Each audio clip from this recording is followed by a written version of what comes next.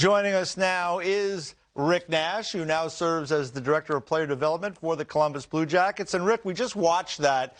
And when you watch it now, I mean, it just seems like it must have just overwhelmed you to get that news in front of everybody and your family there as well. Yeah, I was very overwhelmed. You know, it's funny to say as an athlete, but I actually don't really like the spotlight and don't like to be the center of attention. So it caught me off guard, and you know, it was so special though. The Blue Jackets did a great job at surprising me, and I'm so thankful to be part of this Blue Jacket family. What was that walk like down the hall there with all the different members of the Blue Jacket family and friends there and your family there? What was that like as you walked through there? Because you, as you said, I've covered your career, and you are somebody, you didn't like the spotlight that much. You just wanted to play hockey. What was that like as you walked through? You know, what was funny, EJ, was when I finally made my way to the exit, I was just so happy that it was kind of all over and all the attention was off me.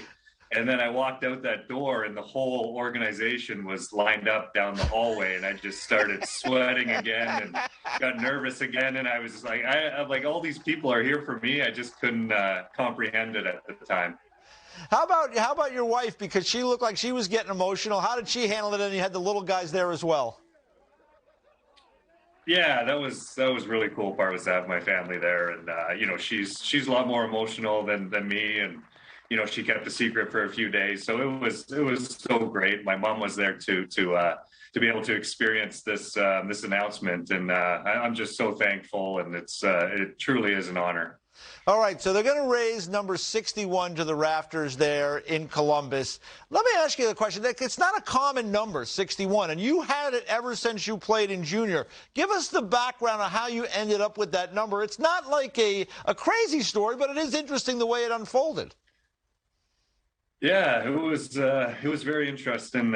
Obviously, I'll give you the quick version of it, but I was a huge Matt Sundin fan, and always wore number 13 for the Marlies. And when I got to London, the trainer Don Brankley had a superstition thing going on that 13 was bad luck. So I asked him for 16, and Matthew Albiani at the time had 16. He was a veteran player, so at that point I said, "Give me whatever number you want," and showed up for training camp the next day, and Branks, the trainer, said, I reversed 16 and just switched it around, and you're number 61. And I said, perfect. Was there any thought when you got to the National Hockey League of maybe going to 13? Well, funny enough, the player that was wearing 16 in London got traded a few months into the season, and Branks came up to me and asked me, he said, 16's open now, do you want it? And I was having a good rookie campaign, so I said, no, I'm going to stick with 61, and had 2 good seasons in London, and you know, obviously got drafted first overall, so I thought it'd be pretty crazy if I switched my number after having that bit of success. Hey, you mentioned, you know, the draft, and you were drafted first overall in 2002. You got drafted in Toronto, so it's right kind of in your backyard there. What do you remember about that draft and the lead up to it? Because being first overall, I mean, there's only one guy each year that gets to go number 1. What was that like? What do you remember from those weeks leading up to the draft that year? Yeah, obviously there was, you know, some great players in that draft, and Jay Bouwmeester was, you know, a legendary player all the way up through his minor hockey career, and you know, he was I think he was going to go first overall for a lot of years. And you know, with Columbus sitting at number 3, it was just kind of an awkward position that if they wanted a forward, that they would be able to get me. And I remember Doug telling me the night before, or 2 nights before the draft, that you know, I was his guy, and that's who he wanted. And you know, I have a lot of appreciation for Doug MacLean to you know, to kind of step up and make the trade and get the first overall pick. And like you said, it was in Toronto, it was in my hometown, so I was able to have all my friends and all my family there. And, you know, it's just one of those moments that, you know, it's still surreal. You think all these kids that play road hockey and, you know, dream of being an NHL player. And for me, a kid from Brampton to go first overall, it's still pretty amazing. And then, you know, you get onto the National Hockey League. What do you remember about your first game in the NHL? Because that's always something, as you look back on it, right, at the time, it's a huge deal. And then you play so many games, you kind of lose sight of it. Now you're at the end of things. What do you remember about that first night lacing them up for the Jackets? Yeah, it was so exciting. I remember, being kind of surreal coming out for warm up and, achieving my dream of playing in the NHL. And I remember guys like Jody Shelley telling me to have fun with it, and guys like Tyler Wright and Mike Sillinger, was my centerman. And I'm really thankful to those guys to have such a good veteran team back when I was a rookie and kind of show me the ropes really helped. But I mean, I just think about all those days that I was playing road hockey by myself and pretending to score an NHL goal or pretending to come out of an NHL tunnel. And then to think that I achieved my dream with my parents and my family in the stands. That first NHL game was truly a dream come true. In those first couple of weeks on the NHL circuit, do you remember one guy where you looked over? I'm sure that all you guys grew up, you watch all these great players. Was there one in particular where you looked over and said, like, boy, what am I doing out here with him? Yeah, well, my first NHL game, I believe it was Phil Housley was playing for the Blackhawks.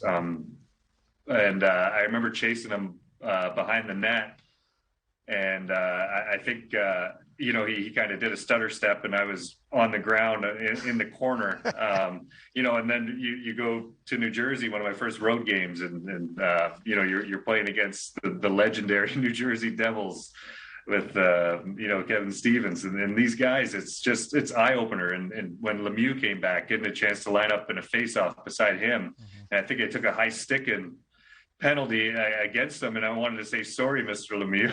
Like it's just crazy to be such a hockey fan and get to live out my dream. I'm truly grateful for that.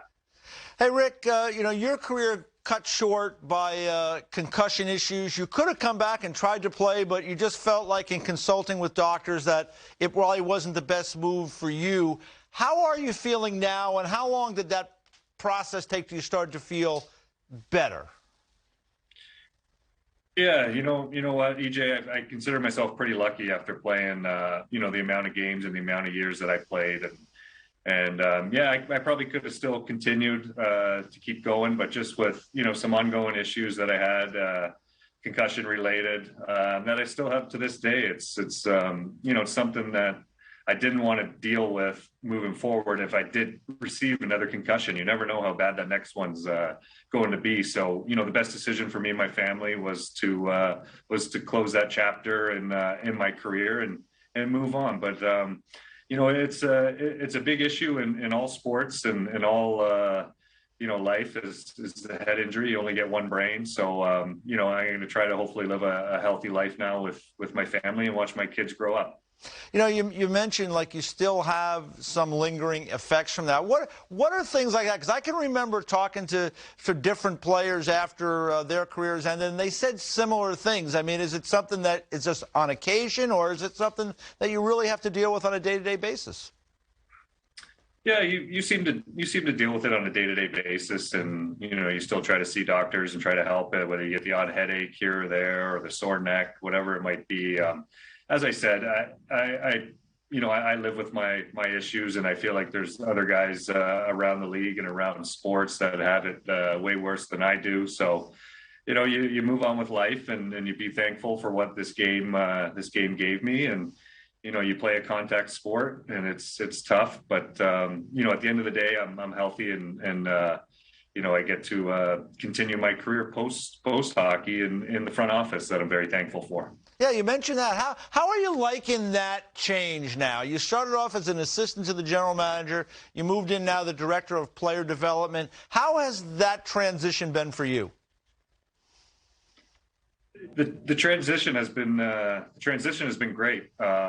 It's funny. The first 5 or 6 months, I didn't do anything after I retired, and it was a struggle. You're so used to a routine, and you're used to a schedule and being on time. And after I sat down with Yarmo, he kind of offered me this position, and it's what I wanted to get into. I was always interested on how teams were built, so it really helped with my retirement and that adjustment from player to front office, because you had that camaraderie again with the other management guys, and it was great. And it's been an eye opener for me. You don't really realize as a player how much goes into an organization until you're part of it.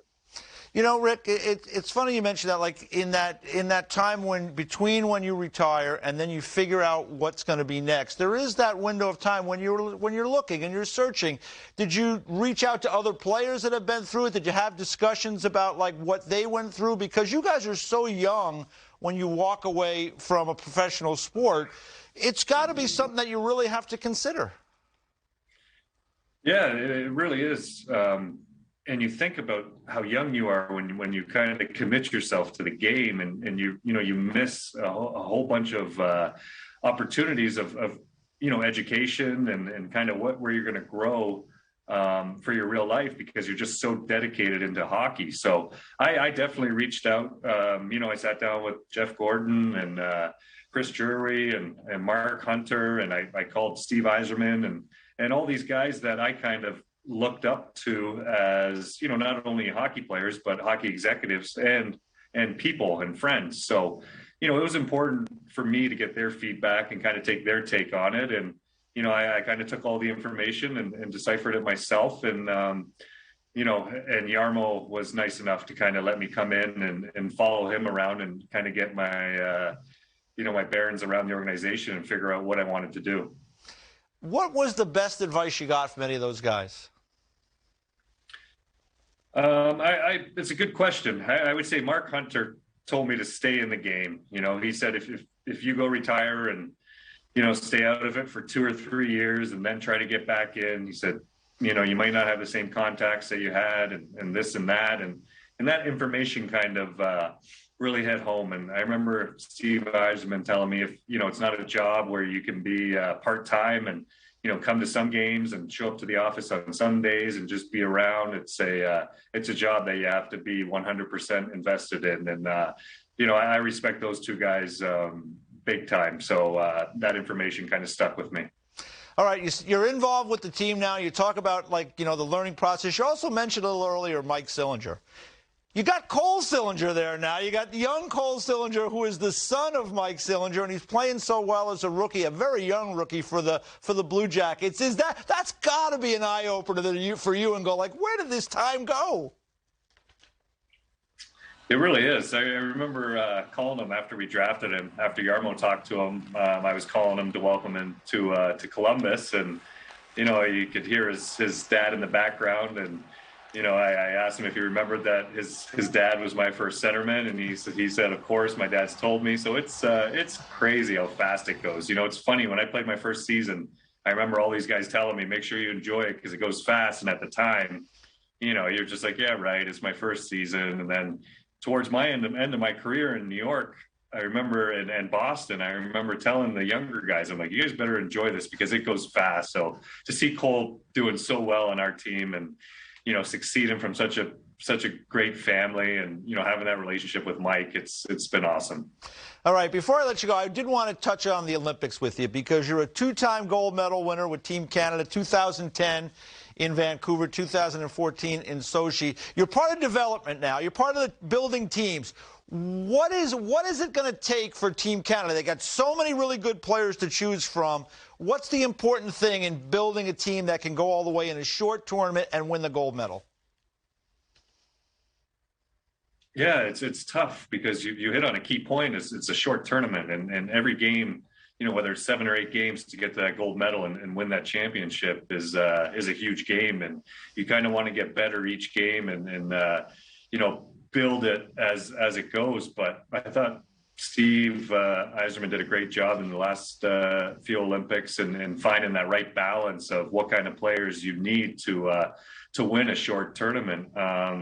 I'm excited that NHL players are back. I think back to Vancouver and Sochi and Torino too. It's some of the best hockey for fans, and especially in the U.S. to grow the game and in Canada as well. It's so exciting, and it seems like it's always great hockey when those two countries meet. But for building a team, I mean, it's tough. It's hard. There's so many good players in Canada and in the U.S., and it's really about putting that team together, I think, in the management to kind of figure out what each line can bring you. That'll help you have the best success. It's a little more than 11 years ago now. Take you back in that locker room, getting ready for overtime against Team USA. What do you remember about that? Because that was a hell of a game. You know, the one thing that sticks out, EJ, was how calm everyone was, and I'd have to go back and see how many captains we had on that team. But you know, after giving up a goal late, and we go back in that room, you would think that we would all be kind of panicking or, you know, kind of upset or mad about the situation. I just remember it being so calm, and it seemed like we had a lot of great leaders on that team, and well, we did.